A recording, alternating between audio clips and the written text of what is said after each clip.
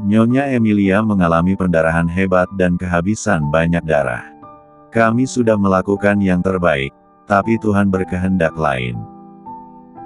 Terima kasih telah memberikan seorang putraku untukku, Emilia. Dan, maaf. Dari awal hingga akhir aku tidak dapat mencintaimu sepenuh hati. Hatiku telah terisi oleh Aluna sepenuhnya. Sekali maaf. Jika bukan karena desakanmu, hubungan kita memang tidak pernah ada. Jason yang saat ini berdiri di samping jasad Emilia, berbicara dengan lirih. Ia meminta maaf pada mendiang istrinya untuk yang terakhir kali. Tak ada tangisan dan tak ada air mata. Bahkan, sejak mendengar kabar kematian istrinya, Jason memasang wajah datar tanpa ekspresi. Selama ini kamu mendesakku, memaksaku untuk bertindak kejam pada Luna menggunakan anak kita, kan? Sekarang kamu berhasil, kamu benar-benar berhasil membuatku jauh dari Luna, Emilia. Aku berjanji akan memperlakukan anak kita dengan baik. Seumur hidup aku akan menyayanginya tanpa batas. Tuan Jaiden dan Tuan Chartel yang berdiri di dekat pintu, merasa sedih dan terharu melihat Jason. Sedangkan Nyonya Linlin, menatap puteranya dalam diam. Hatinya terasa sakit melihat keadaan Jason yang rapuh. Tenanglah, nak. Di pemakanan Emilia nanti, ibu akan menghabisi Aiden agar Luna menjadi milikmu, kata Nyonya Linlin. Berbicara dalam hati seraya menatap dalam pada putranya. Nyonya Linlin yang memperhatikan dalam diam, pergi dari ruangan tersebut tanpa berpamitan pada siapapun. Demi putranya, Nyonya Linlin menyusun rencana untuk mempercepat kematian Aiden selaku putra sah keluarga Chartel. Jason, ayo kita pulang.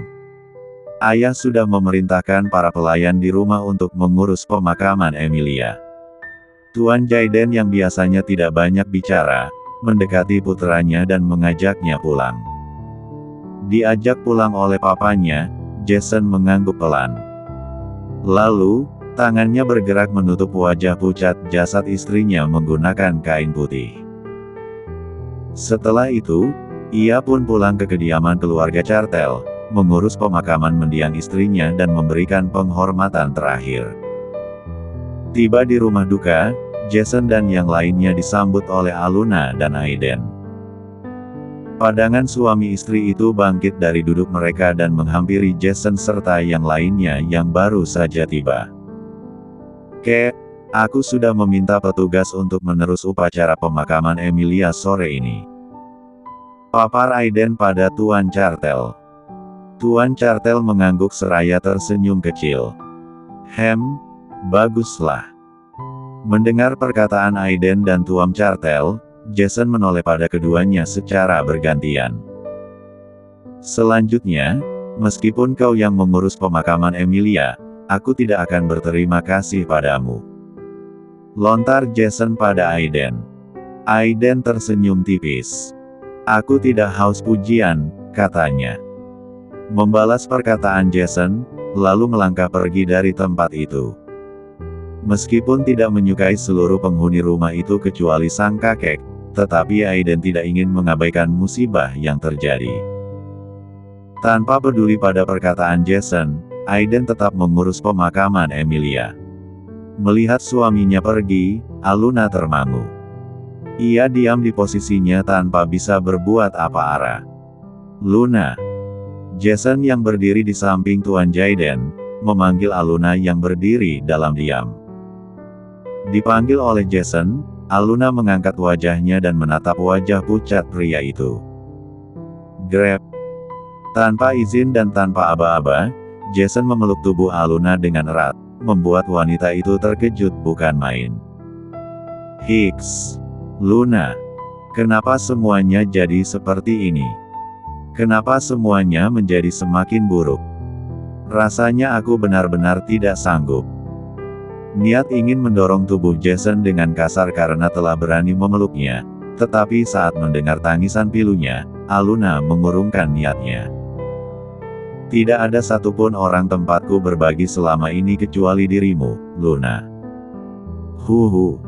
Aku benar-benar lelah, aku lelah dengan semuanya.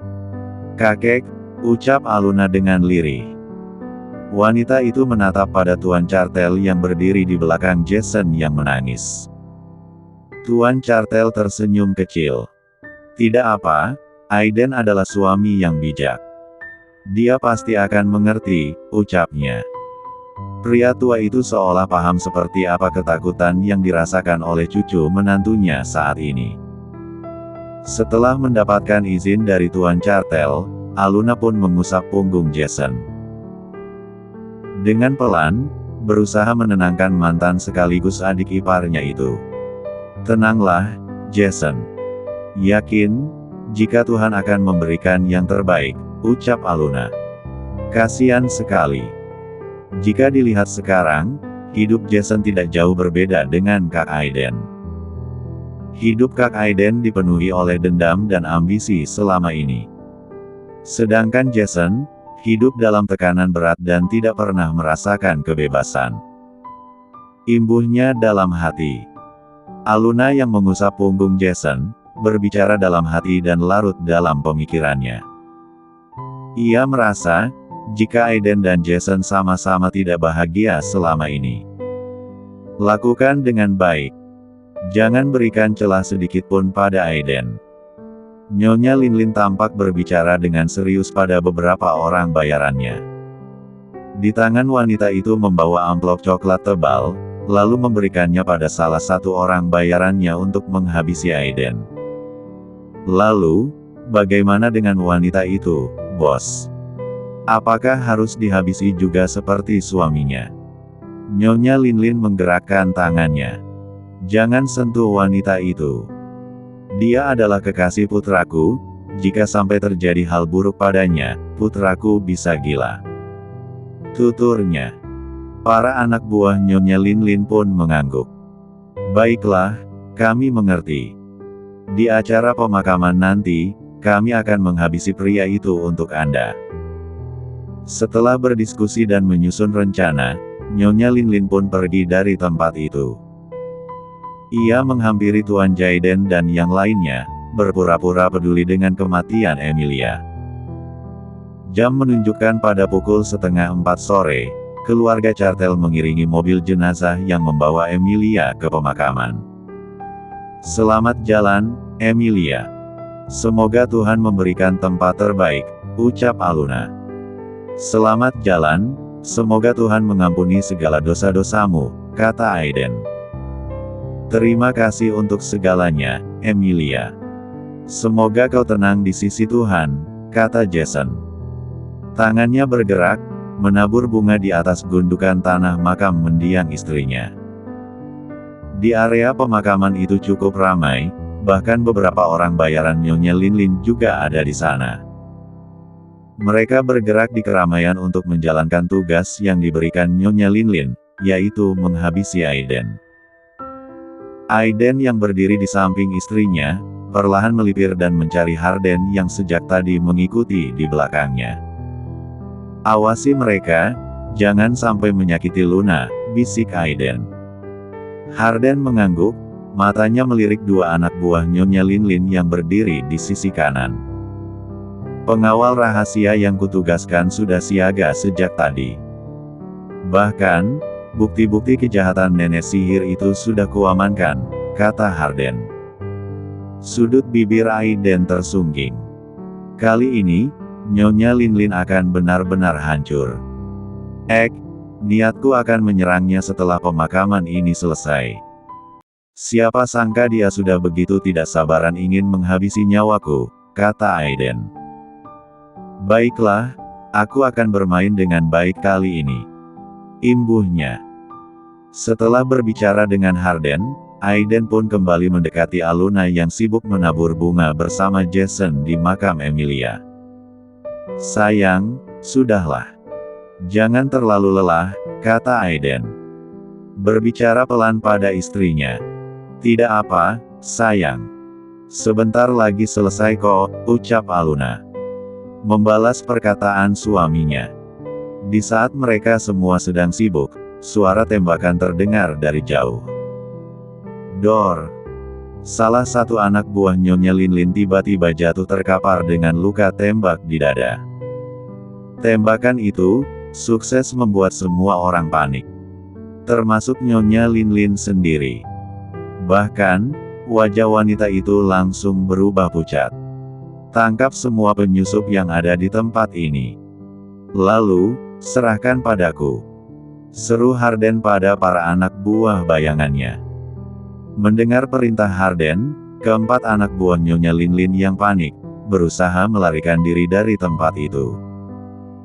Namun, usaha mereka gagal karena para anak buah Harden sudah lebih dulu mengamankan lokasi. Dor! Tembakan kembali terdengar dan mengenai anak buah Nyonya Linlin yang ternyata tidak berguna. Buk, buk, swos, buk. Tak membutuhkan waktu lama, para anak buah Nyonya Linlin berhasil dilumpuhkan. Dua orang yang dibuat babak belur, diseret ke hadapan Aiden dan yang lainnya. Kalian, katakan, siapa yang memberi perintah? Jika tidak, timah panas ini akan menembus kepala kalian. Harden yang berdiri di hadapan Aiden dan Aluna, menodongkan pistol pada anak buah Nyonya Linlin yang tersisa. Dipinta mengaku, kedua anak buah Nyonya Linlin tetap bungkam. Bahkan, mereka saling pandang dan menggeleng pelan. Katakan, teriak Harden. Jika kalian tetap tidak mau mengaku, jangan salahkan jika aku mengirim kalian ke neraka, menyusul ketiga teman kalian yang sudah menghadap Tuhan lebih dulu. Takut pada ancaman Harden yang tidak main-main, kedua pria itu menunjuk kompak pada Nyonya Linlin. Wanita itu yang memberi kami perintah. Wanita itu memerintahkan kami untuk menghabisi Tuan Aiden Maxwell agar putranya menjadi ahli waris satu-satunya keluarga Cartel. Apa? Dia yang memerintahkan kami untuk melenyapkan Tuan Muda Aiden. Dia tidak ingin Tuan Muda Aiden menjadi pewaris keluarga Cartel.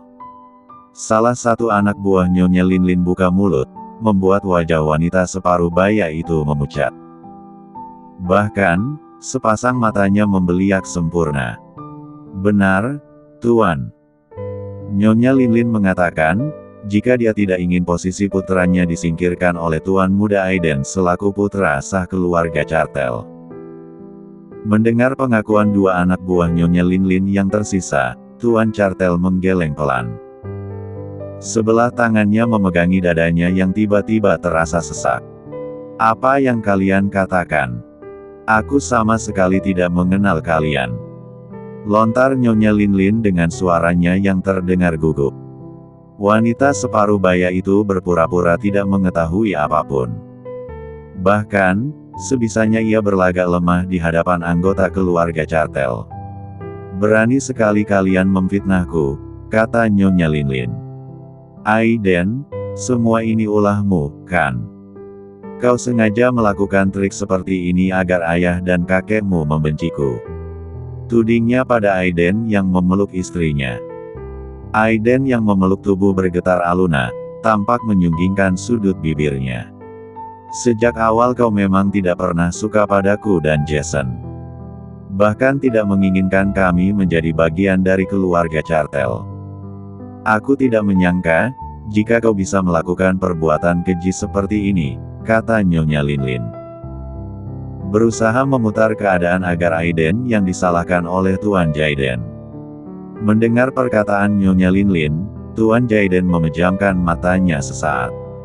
Ia menarik napas dalam-dalam dan menghembuskannya perlahan. Pria separuh baya itu bingung harus percaya pada siapa.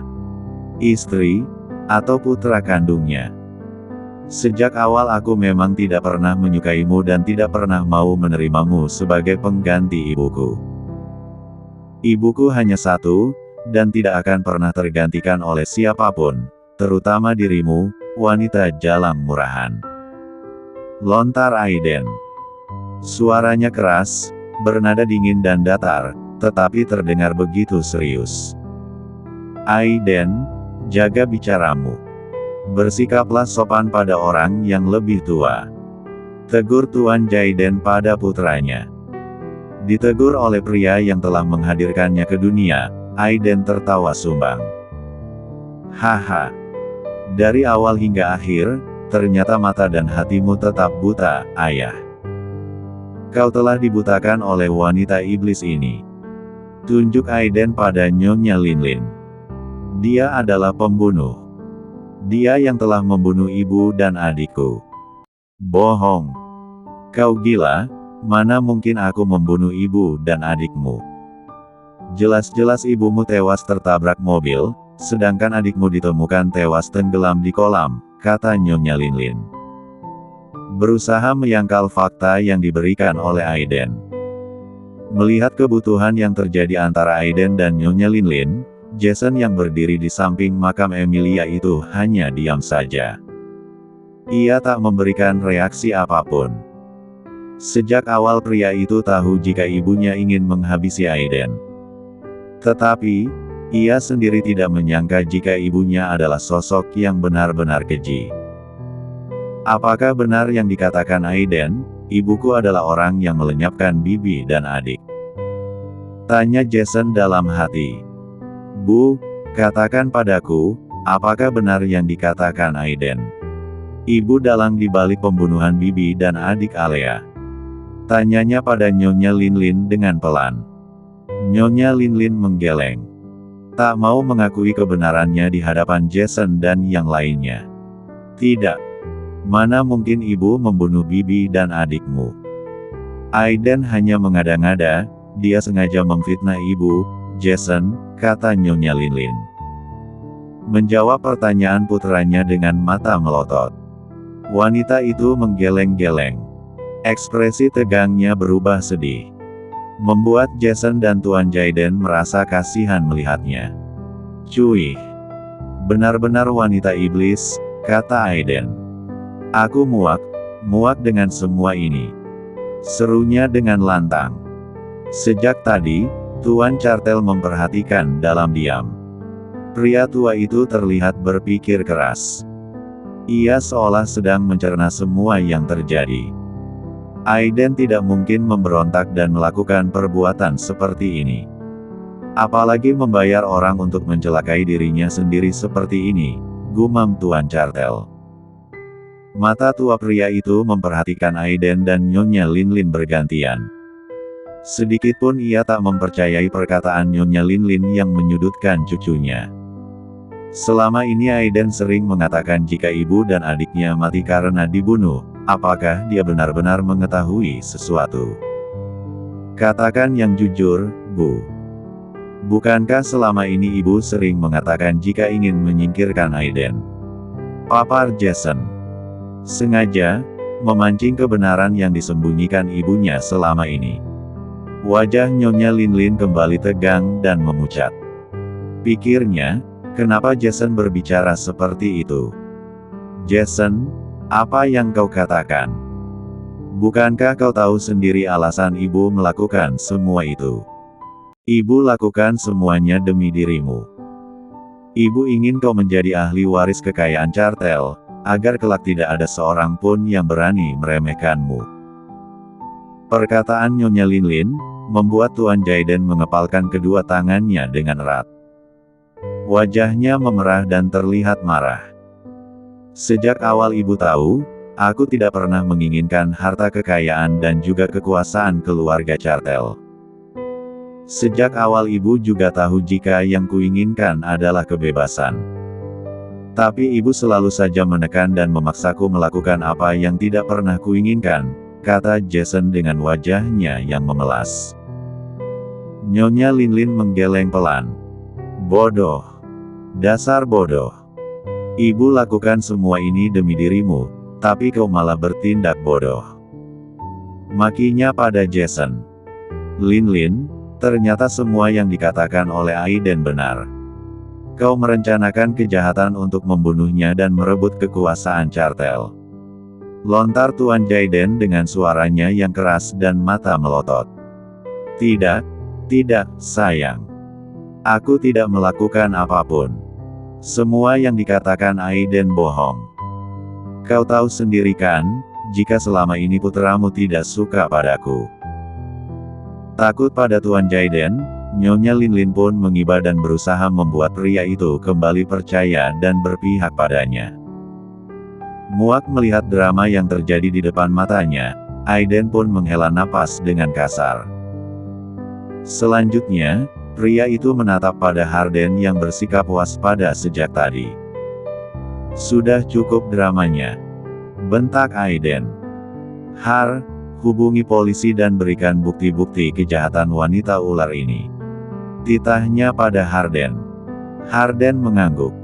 Baik, Tuan. Timpalnya patuh. Lalu, segera kembali ke mobil, mengambil rekaman serta berkas-berkas bukti kejahatan Nyonya Linlin. Mendengar perkataan Aiden dan Harden, Nyonya Linlin menjadi panik. Ia tak menyangka jika Aiden mendapati bukti-bukti kejahatannya. Tidak mungkin, semua ini tidak mungkin. Sejak awal aku selalu melakukannya dengan baik dan tidak pernah meninggalkan jejak apapun, kata Nyonya Linlin. Berbicara pelan sembari bergerak mundur dari posisinya. Aiden tersenyum tipis. Merasa senang melihat ketakutan dan kepanikan Nyonya Linlin. Kenapa? Kau takut sekarang? Bingung harus merangkai kebohongan seperti apa lagi? Tanya Aiden. Haha. Ingat, Jalang. Aku akan membalas kesakitan ibu dan adikku berkali-kali lipat. Bersiaplah menghabiskan sisa umurmu dalam penderitaan. Lontarnya dengan mata melotot tajam. Tidak ada satupun orang yang bisa melawanku. Aku tidak akan berhenti sebelum putraku menjadi penguasa, kata Nyonya Linlin. Haha. Wanita separuh baya itu tiba-tiba tertawa dengan keras. Lalu, bergerak cepat mengambil senjata api yang berada tidak jauh darinya. Jika aku berhasil melenyapkan kalian semua, maka tidak ada yang bisa menghalangi putraku menjadi pewaris tahta. Bu, sudahlah. Jangan lakukan hal gila seperti ini. Demi Tuhan, aku tidak menginginkan semua ini, Bu. Aku hanya ingin dicintai oleh kakek dan ayah, kata Jason. Berusaha menghentikan kegilaan ibunya. Diam, kau diam, anak bodoh. Ibu melakukan semua ini untukmu, demi masa depanmu. Teriak Nyonya Linlin. Menyingkirlah. Ibu akan menghabisi anak sialan ini lebih dulu. Kepala Jason menggeleng.